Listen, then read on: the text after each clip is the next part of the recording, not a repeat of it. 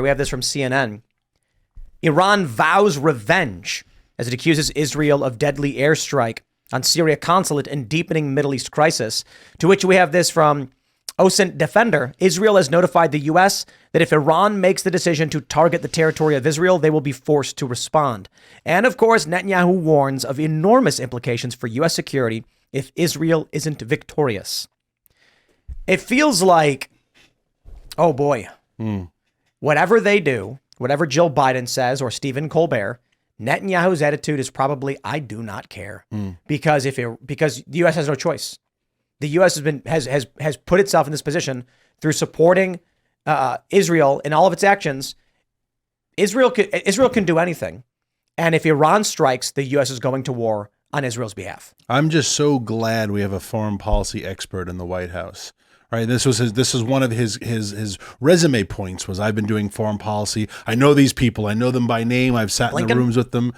No, the president. Oh. Right. He was the chair of the foreign policy committee. A foreign affairs committee. I mean, Joe Biden is the foreign policy genius, and the world is crumbling around us. I mean, we haven't even talked about the Western Hemisphere. How the Western Hemisphere is crumbling.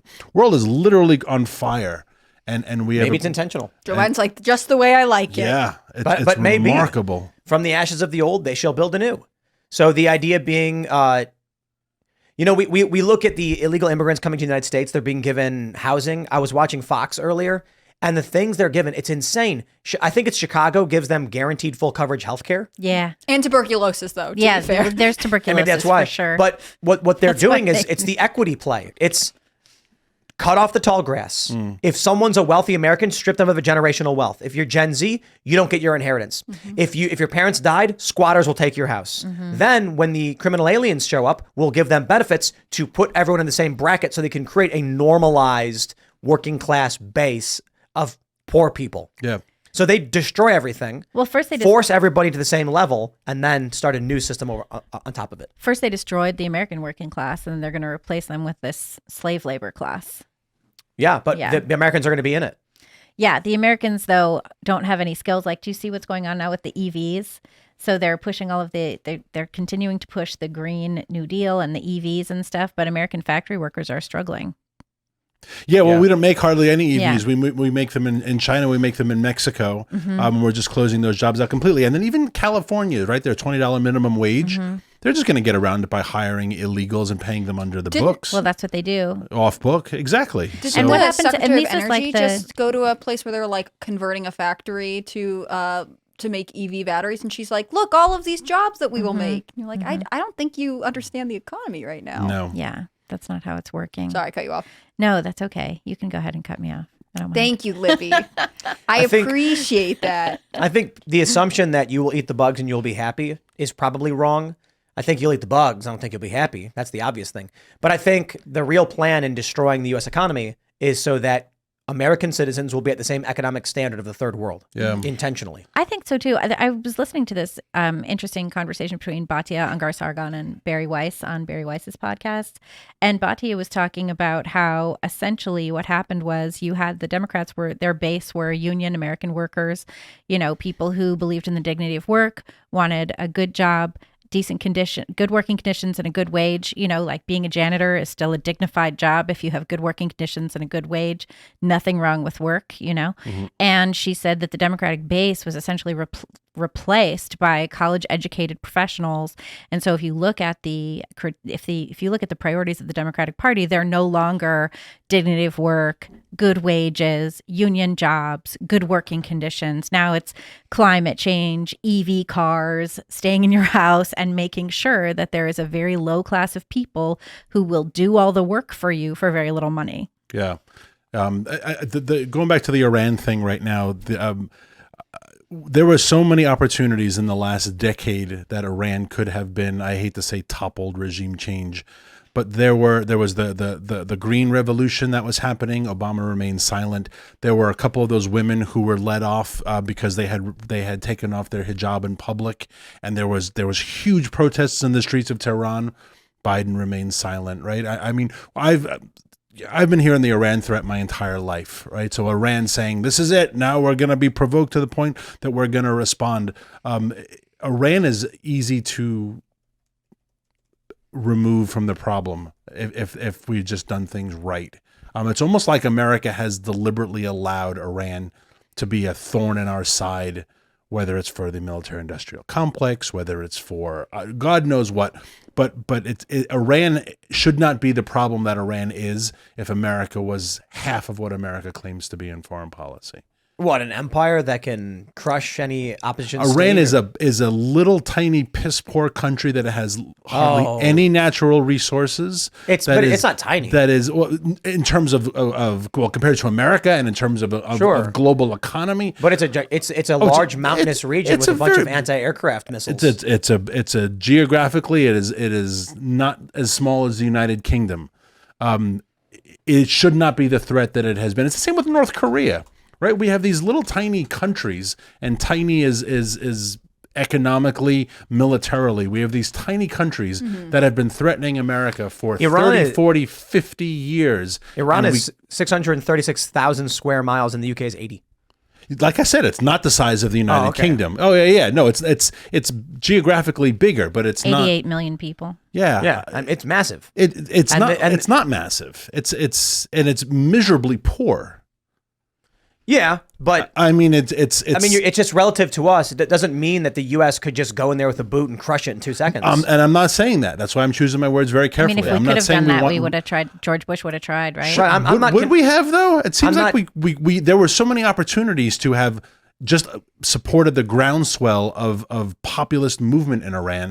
We just sat by and watched it happen. Iraq and Afghanistan were the U.S. attempt at dealing with Iran, and they couldn't do it. They surrounded the country with just tons of military bases. John Bolton saying in every administration since, we're going to take Tehran, and then not being able to do it. But taking it militarily is foolish, and that's all they want is war. I don't think you have to do it militarily. So you think more like the Confessions of an Economic Hitman style? I think there are ways to deal with rogue countries, and we've been doing this for 30, 40, 50 years, and it's endless. It's endless. We have to build an entire military because we have threats from Iran. We have to build all this weaponry because we have to be in the Middle East because we have threats from Iran. Why don't we just eradicate the threat? Because we can't.